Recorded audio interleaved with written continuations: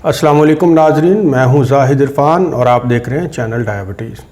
नाजरीन, मुझे कमेंट्स में बेशुमार लोगों ने इस बात के बारे में पूछा कि रमज़ानुल मुबारक के हवाले से मैं उन्हें गाइड करूं कि किस तरह से वो सैरी करें और किस तरह से अपनी इफ्तारी करें। तो आज की वीडियो में मैं आपको बताऊंगा कि शुगर के मरीज़ किस तरह से रोज़ा रख सकते हैं, वो कैसी सैरी करें कि सारा दिन उन्हें तवानाई भी मिले और उनके शुगर लेवल भी ना बढ़े। तो जैसा कि हम इस प्रोग्राम में जो डायबिटीज़ रिवर्सल का प्रोग्राम है, इसमें हम ज़ीरो मेडिसिन के ऊपर बिलीव करते हैं और किसी किस्म की शुगर कम करने वाली दवाई जो है वो नहीं खाते। और रोज़ों में तो ख़ास तौर पे आपने कोई दवाई जो है और बिलखुसूस सहरी के टाइम पे नहीं खानी, क्योंकि इससे आपकी शुगर जो है वो बहुत ज़्यादा नीचे गिरने का खदशा होता है और जिससे हार्ट अटैक और फालज भी हो सकता है। तो हाइपोग्लाइसीमिया से बचना बहुत ज़रूरी है। तो आज जो चीज़ें कुछ चीज़ें हैं जो हम रूटीन में खाएंगे, जो रोज़ाना आप खाते हैं, उसमें हमारा जो ट्रेडिशन है, चूँकि अभी भी कुछ गर्मियों के रोज़े हैं तो हमें सारा दिन जो है पानी की कमी ना हो, हमें पानी पीना होता है। तो हम यहाँ पे लस्सी पीते हैं, तो पतली नमकीन लस्सी हम भी पिएंगे सहरी में। ये जो है ये लस्सी है हमारे पास, और ये लस्सी आपने ग्रीक योगर्ट की बनानी है। ग्रीक योगर्ट बनाने का तरीका मैं आपको बता चुका हूँ। इसके अलावा हम जो एक और चीज़ इस्तेमाल करते हैं वो सहरी में हम दही खाते हैं। ये सदियों से दही को देखा गया है कि ये देर से हज़म होती है।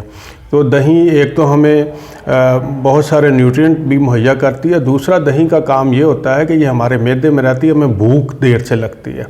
तो इसके लिए जो हम सहरी में ये करेंगे कि ग्रीक योगर्ट और जो आपने चटनी बनानी सीखी है धनिया की और अखरोट की, इन दोनों को मिक्स करके हम खाएंगे। तो आपने करना ये है कि 1 किलोग्राम दही को उसका पानी निकाल लें, तो ये तकरीबन 360-70 ग्राम आपके पास ग्रीक योगर्ट बच जाएगी। तो उसके 3 हिस्से आप कर लें, तो 3 दिन आप इस्तेमाल करें, उसे फ्रिज में रख दें, 3 दिन कुछ नहीं होता। तो एक हिस्सा एक दिन वो रखें, और इसी तरह से जो आप चटनी बनाते हैं उसके आपने 5 हिस्से कर लेने, वो 5 दिन के लिए आपको काफ़ी है। तो 5वां हिस्सा उस चटनी से निकाल लें और एक तीसरा हिस्सा दही का, इसमें नमक आप हस्बे जायका मिला के, तो ये शक्ल में इसकी चटनी की बन जाएगी। तो ये दही आपने खाना है, इसमें कोई चीनी नहीं है, कोई चीज़ नहीं है। तो इसके अंदर फैट्स बहुत अच्छा है और बाकी चीज़ें भी हैं, जिसकी वजह से आपको भूख का एहसास बिल्कुल नहीं होगा। सारा दिन आपको एनर्जी भी मिलेगी और भूख नहीं लगेगी। ये भी आप रोज़ाना खाएंगे, लस्सी भी आप रोज़ाना पिएंगे। इसके साथ आपने जो काम करना है वो ये है कि सैलड ज़रूर खाना है। सैलड बनाने का तरीका मैंने आपको बताया है किस तरह से बनाना है। उसके अंदर जो भी आपको ग्रीन लीफी वेजिटेबल मिलें, सब्ज़ पत्तों वाली सब्ज़ियां हैं, या उसमें खीरा है, बंद गोभी सुरख है, सब्ज़ है, ब्रोकली है, इसके अलावा आपकी शिमला मिर्च है, पुदीना है, फिर आप सैलड पत्ता है, तो जो चीज़ें भी आपको मिलती हैं। तो इसके अलावा इसमें हम नट्स भी डालते हैं, तो मैंने इसमें बादाम डाले हुए हैं, ये इसके अंदर मैंने जैतून डाला हुआ। तो ये आपने रोज़ाना 1 पाव के करीब 250 ग्राम के करीब आपने सहरी में भी खानी है और आपने इफ्तारी में भी खानी है। इससे हमें माइक्रो न्यूट्रिएंट मिलेंगे, जो कुदरती विटामिन्स हैं, मिनरल्स हैं, एंजाइम्स हैं, वो हमें ये चीज़ मुहैया करेगी। इसके अलावा आपको ये ग्रीक योगर्ट ये चीज़ें देगी। इसमें फैट्स भी है जो मेजर हमारे तवानाई का सोर्स है। तो ये आपने रोज़ाना इसको खाना है। इसका तरीका ये होगा कि सहरी के वक्त आप ये बनाने सारा कुछ बैठेंगे तो मुश्किल हो जाता है, टाइम बड़ा थोड़ा होता है, और हम उठते भी उस वक्त हैं जब बिल्कुल आखिरी वक्त चल रहा होता है। तो आप सैलड जो है शाम के वक्त बनाएं और उसके अंदर कोई चीज़ शामिल ना करें, ना उसके अंदर नींबू नमक कुछ ना करें, क्योंकि जब हम नींबू और नमक शामिल करते हैं तो सैलड पानी छोड़ती है। उसके 2 हिस्से कर लें, एक हिस्सा जो है सिर्फ काट के वो फ्रिज में रख लें, दूसरे को आप इफ्तारी में इस्तेमाल करें, और फिर सहरी में जब आप उठें तो उसमें नींबू नमक वगैरह शामिल कर लें, जैतून का तेल शामिल करें और इसको आप अपना खा लें। इसके साथ जो रेगुलर चीज़ खाने वाली है, जिससे आपका पेट जो है वो सेहतमंद रहेगा, जिससे आपके जो गट हेल्थ है, जो गट बैक्टीरिया है वो हेल्दी रहेगा, वो है फर्मेंटेड वेजिटेबल्स। ये मैंने गोभी की, गाजर की, मूली और शलजम की ये बनाई हुई है, आपको मैंने तरीका भी बताया बनाने का। तो इसको रोज़ाना आपने 50-60 ग्राम जो है ना अपने खाने के साथ ले लेना है।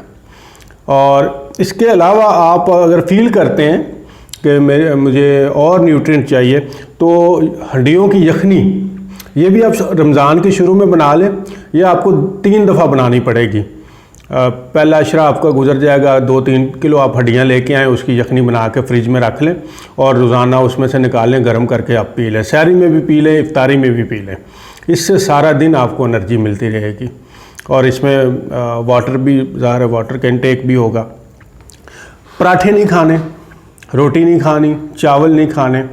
और इसके साथ अब आप जो खाएंगे सहरी में मज़ीद अपनी तसल्ली के लिए, वैसे तो ये काफ़ी चीज़ें हो गई हैं, आप अंडों का इस्तेमाल करेंगे। आप 3 से 4 अंडे जो हैं उनका आमलेट बना सकते हैं। जैसे कि मैंने आज उबले हुए अंडों का देसी घी में ये आमलेट बनवाया। ये अंडे, इसकी कुछ मैं रेसिपीज़ भी आपको दूंगा। आप इनको वैसे बॉयल करके भी खा सकते हैं, इसमें सैलड में डाल लें। आप इसका पनीर वाला आमलेट बना लें, सादा आमलेट बना लें, इसको हाफ़ फ्राई कर लें, तो आप 3 से 4 अंडे जो हैं वो खा सकते हैं। इतना सब कुछ खाने के बाद आपको किसी और चीज़ की ज़रूरत नहीं रहेगी। लेकिन मज़े की बात यह है कि इसमें शुगर और कार्बोहाइड्रेट का जो कंटेंट है बहुत कम है, इससे आपकी शुगर बिल्कुल स्पाइक नहीं करेगी। और ये जो रमज़ान है, आपने शुगर के मरीज़ों ने इस मकसद के तहत गुजारना है कि हमने दवाइयों से, अपने रिवर्सल प्रोग्राम को दवाइयों से निजात हासिल करनी है और रिवर्सल प्रोग्राम में के मैक्सिमम बेनिफिट्स हासिल करने हैं। ये अल्लाह की तरफ से जहाँ हमारी रूहानी बालिदगी का ज़रिया है रमज़ानुल मुबारक, इसी तरह से जिस्मानी तौर पर भी हम ओवरहाल हो जाते हैं।